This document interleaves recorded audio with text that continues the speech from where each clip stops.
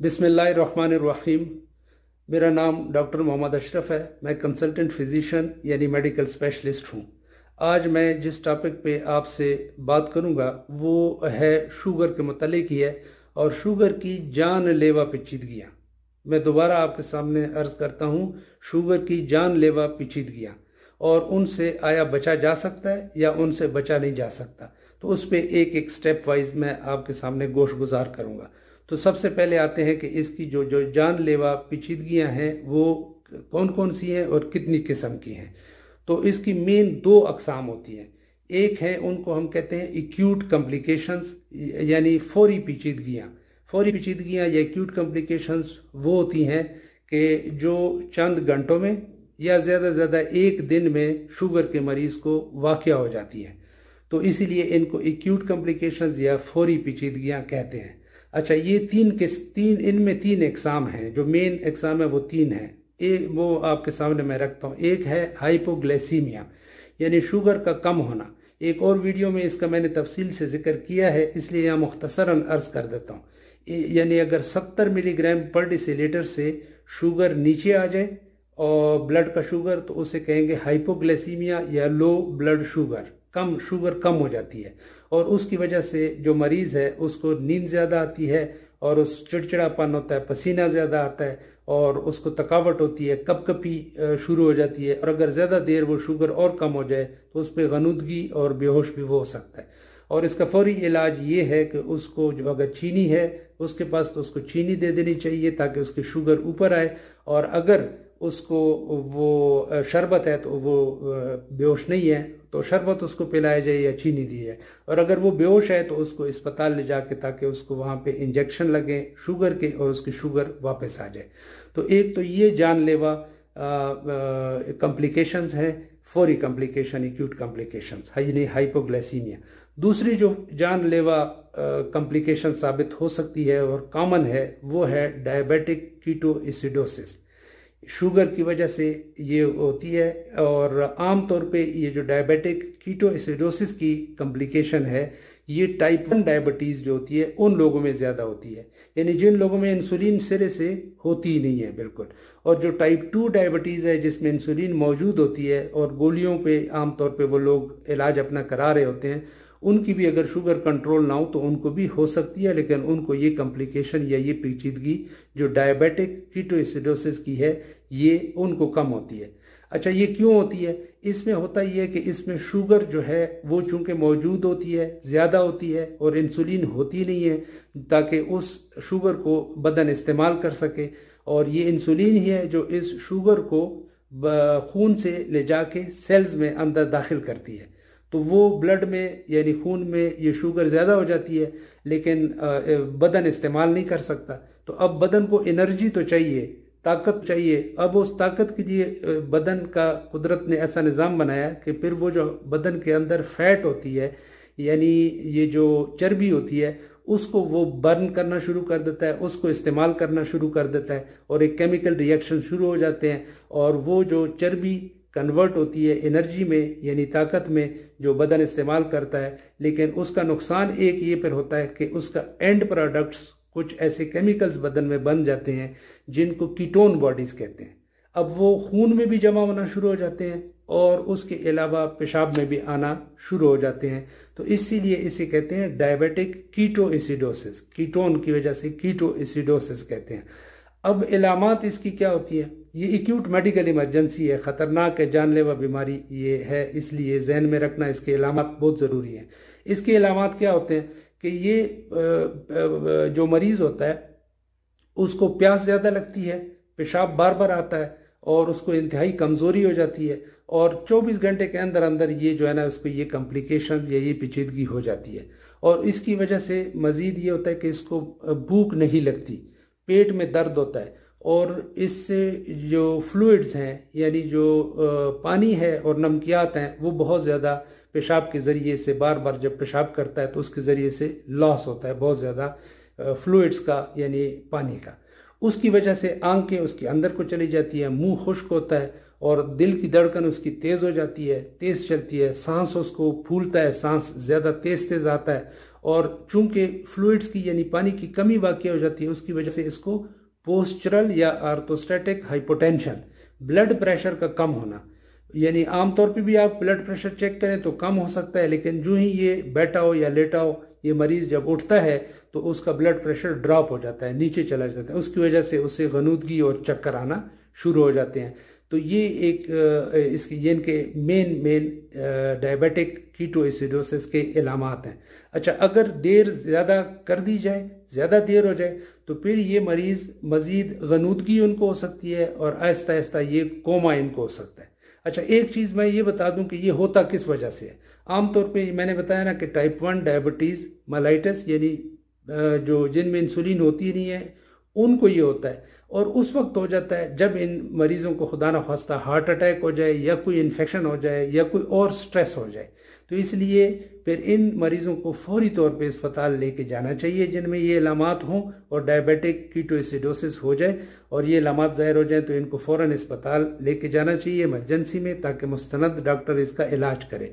और इसका इलाज जो है अस्पताल में आम तौर पे आसान है। इंतहाई निगहदाश्त में इन मरीज़ों को आम तौर पे रखा जाता है और इनमें फ्लूइड्स यानी पानी की जो कमी होती है वो इनको दे दिया जाता है, और ख़ास किस्म की ड्रिपें लगती हैं, इंसुलिन इनको लगती है, और उसके अलावा जो बाकी नमकियात हैं आगे पीछे हुए होते हैं उनका ख्याल रखा जाता है, और ये मरीज़ आम तौर पे ठीक हो जाते हैं अगर इनका वक्त पे इलाज किया जाए। अच्छा, अब आते हैं तीसरी जो एक्यूट कॉम्प्लिकेशंस है यानी फौरी कॉम्प्लिकेशंस, वो भी चंद घंटों में या दिन के अंदर अंदर मरीज को ये पेचीदगी जो जानलेवा होती है, हो सकती है, वो हो जाती है। उसको कहते हैं हाइपर ऑस्मोलर स्टेट या non ketotic hyper osmolar coma, यानी ये टाइप 2 डायबिटीज़ जो दूसरे नंबर की डायबिटीज़ है जिसमें इंसुलिन मौजूद होती है और बड़ी उम्र के लोग होते हैं ज़्यादातर, उन लोगों को ये वाली हाइपर ऑस्मोलर स्टेट या कोमा में ये जा सकते हैं। और इसके अलामात तकरीबन ये जो पहले मैंने कंडीशन बताई है कॉम्प्लिकेशन या पेचीदगी डायबिटिक कीटोएसिडोसिस की, तकरीबन इसी की तरह होती है, लेकिन इसमें आम तौर पे ज़्यादा कीटोन बॉडीज़ जो मैंने बताया जो पेशाब में और खून में आ जाती हैं वो आम तौर पे नहीं होती, और इसका इलाज भी तकरीबन उसी तरह है जिस तरह डायबिटिक कीटोएसिडोसिस का है। इसीलिए अगर ये वाली स्टेट हो जाए जो टाइप 2 डायबिटीज़ में हाइपर ऑस्मोलर कोमा या हाइपर ऑस्मोलर स्टेट, तो इनको भी इमरजेंसी में मुस्तनद डॉक्टर के पास अस्पताल में लेके जाना चाहिए। वहाँ पे एक ख़ास किस्म के फ्लूइड्स यानी ड्रिप वगैरह इनको लगते हैं और इनको भी इंसुलिन लगती है, तो उससे ये आमतौर पे ठीक हो जाते हैं। अच्छा, अब आते हैं क्रॉनिक कॉम्प्लिकेशंस की तरफ। एक होती है फौरी, एक होती है ज़्यादा अरसे शुगर रहे तो आराम आराम से जो कॉम्प्लिकेशंस या पेचीदगियाँ होती हैं वो आपके सामने मैं गोश गुजार कर देता हूँ, उनका जिक्र करता हूँ। अच्छा, उसमें यहाँ से शुरू करते हैं दिल से, कि दिल की बीमारियाँ हो सकती हैं, और दिल की बीमारियाँ कौन सी, इनको इंजाइना हो सकता है, दिल की रगें तंग होने की वजह से इनको दिल का दर्द हो सकता है। उसके अलावा अगर ज़्यादा तंग हो जाए, जो डिपॉजिट होती है कोलेस्ट्रॉल इसमें शुगर के मरीज़ों में, तो उनको हार्ट अटैक हो सकता है, आमतौर पे जिसको हार्ट अटैक कहते हैं। और उसके अलावा फिर हार्ट फेलियर हो सकता है, यानी जो दिल का काम है कि खून पहुंचाना और खुराक पहुंचाना बदन में मुख्तलिफ जगहों तक, तो वो जो है अल्टीमेटली इनको जो मरीज़ हैं इनको फिर हार्ट फेलियर हो जाता है। ये दिल की बीमारियां यानी आराम आराम से अगर शुगर कंट्रोल ना हो तो ये हो सकती है। दूसरी चीज़ दिमाग की। अच्छा, दिमाग में भी खून की जो रगें हैं वो तंग होना शुरू हो जाती हैं, या उनमें जो है ना ब्लड क्लाट होना शुरू हो जाता है, जमना शुरू हो जाता है। तो उसकी वजह से 2-3 बड़ी चीज़ें हो सकती हैं। एक है, उसको TIA कहते हैं, transient ischaemic attack. Transient ischaemic attack ये होता है कि जब खून की रग थोड़ी बंद होती है और आगे खून नहीं पहुंचता दिमाग में, तो वो एक फालिज हो जाता है, लेकिन वो उसको आम जबान में कहेंगे टेम्परेरी सा फालिज हो जाता है, कोई हिस्सा कमज़ोर हो जाता है और 24 घंटे के अंदर अंदर वो दोबारा जो कमज़ोरी है वो ख़त्म हो जाती है, मरीज़ नॉर्मल हो जाता है। लेकिन ये इलामात अच्छी नहीं होती हैं, इसका मतलब है कि आगे पूरा फालिज हो सकता है। अब दूसरे नंबर पे जो बीमारी हो सकती है और पेचीदगी हो सकती है दिमाग की, वो फिर स्ट्रोक है। यानी स्ट्रोक में फिर ये होता है कि इतनी रग तंग हो जाती है कि एक ख़ास हिस्से में खून ही नहीं पहुंचता दिमाग के, उसकी वजह से वो दिमाग का हिस्सा मर जाता है और उसकी वजह से पूरा बदन या बदन का कोई हिस्सा मुकम्मल तौर पे अपना काम छोड़ जाता है और कमज़ोर हो जाता है, तो उसे कहते हैं स्ट्रोक, जिसे उर्दू में फालिज कहते हैं। तो इन लोगों को फालिज के ज़्यादा चांसेस होते हैं, यानी TIA, ट्रांजिएंट इस्कीमिक अटैक, और स्ट्रोक और फालिज। तो ये इस तरह की ये हो गई दिमाग की कॉम्प्लिकेशंस। अब आते हैं आंख की तरफ। अच्छा, आंख में क्या होता है? आंख में भी छोटी छोटी रगें होती हैं, पीछे एक पर्दा होता है जिसे रेटिना कहते हैं, उसमें वो तस्वीर बनती है जिसकी वजह से हमें चीज़ें नज़र आती हैं। अब वहाँ पे ये शुगर जब फ्लक्चुएट करती है, ऊपर नीचे होती रहती है और कंट्रोल नहीं रहती है, तो उन रगों पे भी असर होता है, नई नई रगें बन जाती हैं और भी बहुत सारी खराबियाँ उनमें पैदा हो जाती है, जिसको रेटिनोपैथी कहते हैं, और उसकी वजह से फिर नज़र भी जा सकती है। इसलिए जो आई स्पेशलिस्ट हैं उनसे मुआयना अपना कराना चाहिए। वो एक ख़ास आला होता है, अफ्थल्मोस्कोप कहते हैं, अफ्थल्मोस्कोपी एक प्रोसीजर है, उससे वो अपना रेटिना अंदर मरीज़ का देखते हैं। तो उनसे वक्तन फ़वक्तन जो है अपना शुगर के मरीज़ों को अपना मुआयना कराते रहना चाहिए, ताकि उनको ये पता चले कि ये रेटिनोपैथी यानी ये जो पेचीदगी आंख की है ये तो कहीं उनको नहीं होगी। अब एक बाकी जो कॉम्प्लिकेशंस हैं वो भी आपके सामने रख देता हूँ, जो क्रॉनिक कॉम्प्लिकेशंस हैं। एक ये जो न्यूरोपैथी कहते हैं, यानी ये जो नीचे टांगों की रगें हैं ये कमज़ोर होना शुरू हो जाती हैं शुगर की वजह से। और उसमें कैसे पता चलता है? टांगें कमज़ोर भी हो सकती हैं, लेकिन सबसे पहली जो चीज़ उसमें होती है कि सेंसेशन लॉस होता है, यानी एहसास ख़त्म हो जाता है। ये जो शुगर के मरीज़ हैं इनको चोट लगती है, पाँव के ठोकर कहीं पे लगती है, तो इनको जो है ना पता ही नहीं चलता, क्योंकि दर्द होती नहीं है, एहसास होता नहीं है। वो न्यूरोपैथी की वजह से नर्व्स ख़राब हुए होते हैं, पेचीदगी हुई होती है, उसकी वजह से फिर इनको चोट लगती है, और वो ज़ख़म जो है वो पाँव का ठीक नहीं होता, उससे डायबिटिक फुट हो जाता है जो कहते हैं, वो फिर ज़ख़म ठीक नहीं हो रहा होता। अच्छा, कई दफ़ा ये होता है कि इन्होंने जूता पहना होता है और बेड में चले जाते हैं जूते समेत उतारे बगैर, क्योंकि उनको पता ही नहीं चलता कि जूता है कि नहीं है, यानी उनको एहसास नहीं होता। तो ये एक न्यूरोपैथी, इसकी कॉम्प्लिकेशंस इसको कहते हैं न्यूरोपैथी। अच्छा, एक गुर्दों पे असर होना, उसे कहते हैं नेफ्रोपैथी, यानी गुर्दे भी ख़राब होना शुरू हो जाते हैं आहिस्ता आहिस्ता और पता नहीं चलता। लेकिन पहली निशानी क्या होती है कि इनको पेशाब का टेस्ट इन मरीज़ों को कराते रहना चाहिए। उसमें एक ख़ास किस्म की प्रोटीन है, वो आना शुरू हो जाती है। सबसे पहले जब गुर्दों पे असर होता है तो वो प्रोटीन आती है, और उसको एल्ब्यूमिन कहते हैं, माइक्रो एल्ब्यूमिन। और माइक्रो का मतलब है बहुत छोटा, माइक्रो एल्ब्यूमिनूरिया, यानी माइक्रो एल्ब्यूमिनूरिया हो जाता है। माइक्रो एल्ब्यूमिन पेशाब में आना शुरू हो जाता है, उससे मरीज को या डॉक्टर को पता चलता है कि ये जो शुगर का मरीज है इसको नेफ्रोपैथी यानी गुर्दों पे असर होना शुगर की वजह से शुरू हो गया। तो उसकी ख़ास किस्म की फिर दवाएं हैं, वो डॉक्टर तजवीज़ करता है, तो उसकी वजह से ये नेफ्रोपैथी यानी गुर्दों पे जो असर है वो कम होना शुरू हो जाता है, और उसको हम डिले कर सकते हैं। तो ये नेफ्रोपैथी हो गई। तो ये इस तरह की ये जो कॉम्प्लिकेशंस मैंने आपके सामने रखी हैं।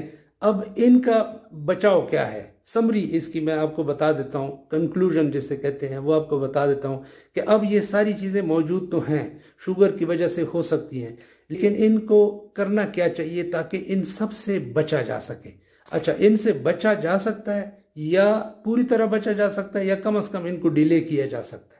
तो उसमें यह है कि सबसे जो पहली आपके सामने मैं गोशगुजार करना चाहता हूँ और अर्ज करना चाहता हूँ कि एक अंग्रेजी में कहते हैं कंप्लायंस, यानी जो अपनी दवाइयाँ हैं उनको मुतवातिर खाते रहना, उनको छोड़ना नहीं है, ताकि आपकी शुगर कंट्रोल हो और शुगर के साथ आपकी कोलेस्ट्रोल कंट्रोल हो, और कोलेस्ट्रोल के साथ जो बाकी चीज़ें हैं, यानी वज़न का, अगर वज़न ज़्यादा है तो उस वज़न को कम करना, और अगर एक्सरसाइज नहीं कर रहे हैं तो एक्सरसाइज शुरू करना, अगर खुराक ठीक नहीं कर रहे हैं तो मुतवाज़न ग़िज़ा का इस्तेमाल करना। ये सारी चीज़ें जब हम करेंगे, अगर स्मोकिंग कर रहे हैं तो सिगरेट नोशी को तर्क कर देना। तो ये सारी चीज़ें, अगर ब्लड प्रेशर है तो ब्लड प्रेशर को कंट्रोल में रखना दवाइयाँ इस्तेमाल करके। तो ये जब सारी चीज़ें हम करेंगे, यानी हम दवाइयों को मुतवातर इस्तेमाल करेंगे ताकि शुगर की फ्लक्चुएशन ना हो, बहुत ऊपर नीचे, कभी बहुत ज़्यादा कभी कम, और एक ख़ास रेंज में हम उसको रखने में कामयाब हो जाएं, और ये बाकी जो चीज़ें मैंने बताई हैं इनको भी हम कंट्रोल में रख सकें। तो फिर ये कॉम्प्लिकेशंस या सिरे से होंगी नहीं, अगर होंगी तो बहुत डिलेड होंगी। और उम्मीद है कि मेरी ये बातें जो हैं आपके लिए फ़ायदेमंद साबित होंगी। अल्लाह हमें सेहतमंद ज़िंदगी गुजारने की तौफीक अता फ़रमाए। अस्सलाम वालेकुम।